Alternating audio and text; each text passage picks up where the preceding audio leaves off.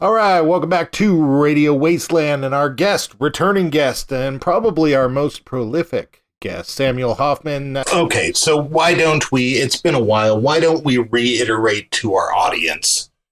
You know, our YouTube audience is fanatical about you. But, you know, our terrestrial audience, maybe not so much. So why don't we reiterate to them what we're discussing today? We're talking about how our solar system is a binary solar system with two stars, and most people don't know that. Correct, and two sets of planets, and you could look at them, and don't forget, you know, the asteroid groups and the moons and everything, the negative charged bodies as well. Yeah, we are a 83.3% of all solar systems have two or more stars, 2, 3, 4, etc. And we also live in a binary solar system. This is what my paper was on 1978, why I was sequestered into not talking about it for 30 years from 1980 on. And then so once 2010 hit, I started talking again. And then, of course, I had a close path sighting where I saw the planets out in my yard, and I went, oh, my God, they're here. So that's, of course, when I decided to start Montana Skywatcher, because we could never get pictures of daily reports. Everything we saw was 2, 3, 4 weeks old. It was all hard to get together and match this up and what part of the planet it was on and get all this together. So we formed Montana Skywatchers 1, and that started out as a private group, and I had some tight scientists and some big people in there for a while, and then they started running into trouble with it, and their lives got disrupted, and of course, so they backed off. They're still around, but they just don't communicate as much. Anyway, back to the two solar system. We have a binary solar system. We always have. We always will. It's a very stable two sun system with two planetary groups. Now, the Nibiru system is tightly held together, and they are traveling through the center of our solar system. And our solar system is smaller than the larger other solar system, and we are spread out and spiral in a larger spiral elliptical around the other group. And then we transition sides around Nibiru, which is a very vast gas giant that holds the two stars together and the two solar systems. So when we say that the other one is larger, are we saying that it's larger in mass or that it's larger in space? It's a standard red, and our Sol is a dwarf yellow, and it's much, much smaller. Now, if you look at a lot of the pictures that we share on a regular basis, you can see the central smaller, our sun, is in front, and the second larger one is behind it, and they currently are co-orbiting in the center of the system. Now, exactly how that works, I do not know, because one at one period of time started coming up from below, and we were getting shots of it way out in deep space in 2008 and 2009. But you have to have special cameras in order to see it. And the human eye couldn't even see it, but if you held your little tiny cam picture thing, they came out with them in about 2005, and then they took a whole bunch of them away, and I think that's partially why. But if you held your camcorder up and showed it in deep space, you could see the big, huge red blob for years before it even got here. And we kept watching it and was wondering what the heck is that. You can't see it with the human eye, but you put the camera up and there it is. And this, of course, goes along with the birds chirping in the middle of the night. And in 2010, 2011, they are seeing something that our human eye could not see. So there's a lot to that part of the thing. There's stuff going on right in front of our faces that we cannot see. So when you say that the sun is behind our sun, does that mean that they're in some form of tidal lock?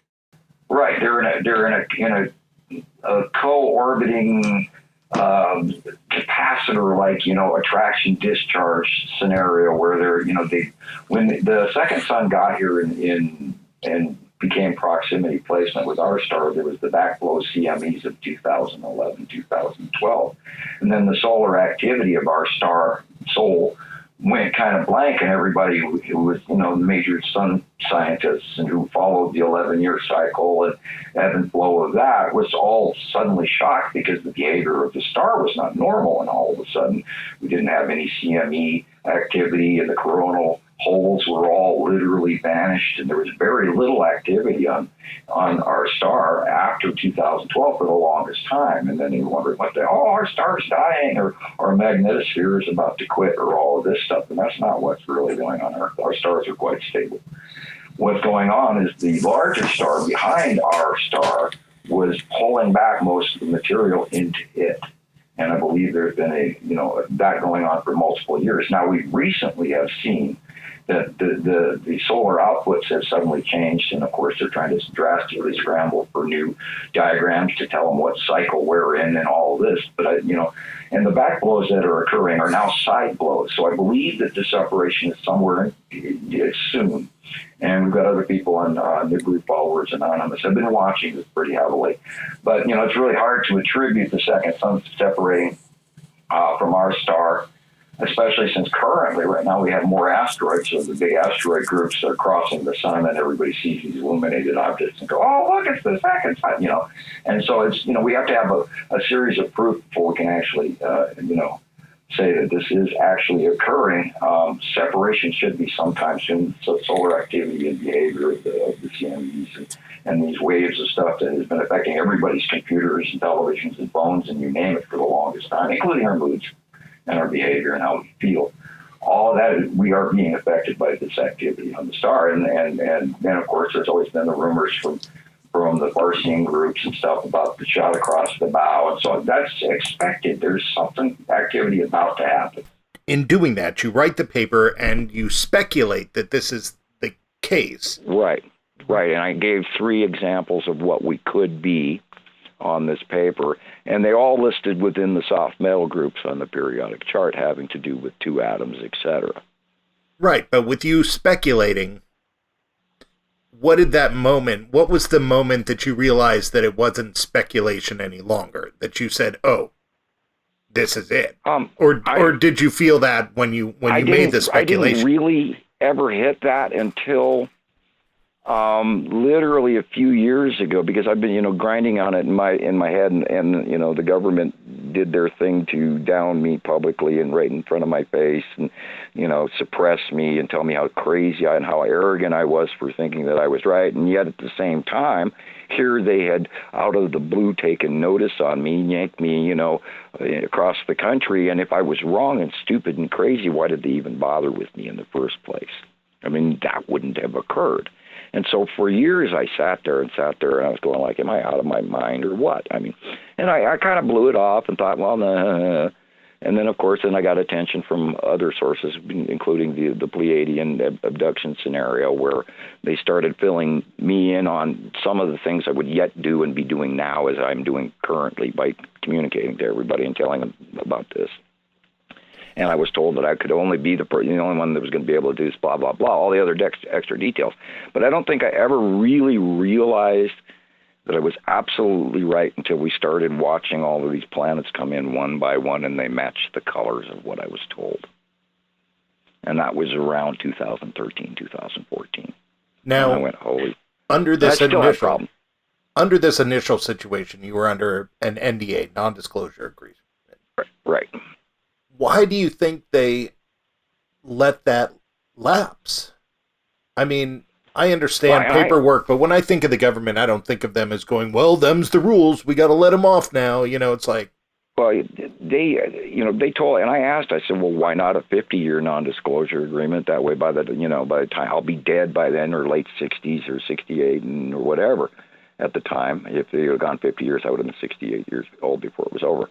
But anyway, I asked about that, and I said, why only 30 years? And they, of course, told me that after that it wouldn't matter. And we had this conversation on a previous show. And they weren't even going to let me go. And they kept wanting me to go to these other jobs all over the place. And I was just not doing well with them. And so I finally ended up being brought back to Montana in handcuffs after volunteering to have a good portion of my memory erased. How does that work? Well, it worked apparently pretty darn good with exceptions. There are certain little things that I stuck little anagrams in my head on purpose to remind me, and they kind of worked. I'm sure there's a whole bunch of stuff that I haven't yet to remember. No, I mean, how does one erase memory? Well, you go into the brain, into the memory storing areas, and you reverse the polarity on the magnetic charts that laid them in. I guess I guess it's some sort of alien technology. They know far more about the brain than we do, and obviously there's a certain amount of sharing of. I mean, look at Men in Black. Those little flashers. And you don't form memories. It's sort of like that medication that they give you when you go into surgery. They'll give you this combination of stuff that you experience it, but you don't lay down the memory of during. You immediately forget after the process. Yeah, I've had that. And I wonder if, like, somewhere deep in my psyche, because I had it for a endoscope. They shove the tube down your throat, and I wonder if, like, somewhere deep in my psyche, I had like this horrifying experience that I've repressed. Yeah, right. Right, and see, this is what happens to me during surgery, too, and this is what happened to me during the Pleiadian abduction event, was I sit up on the table after they fully put me out. They cannot keep me asleep. And this is why, the Pleiadian freaked out, and they took me aside, and they had me in a little doorway, and looking outside at the forest while I'm sitting inside their little ship, being handcuffed in these really cool handcuffs that go from up underneath your legs and then around your wrists, and you're in this seated four-way handcuff, leg cuff thing. And I sat there, and they took me aside and told me all kinds of stuff. So, and this was not just a short conversation either. And they were very surprised that they couldn't keep me out.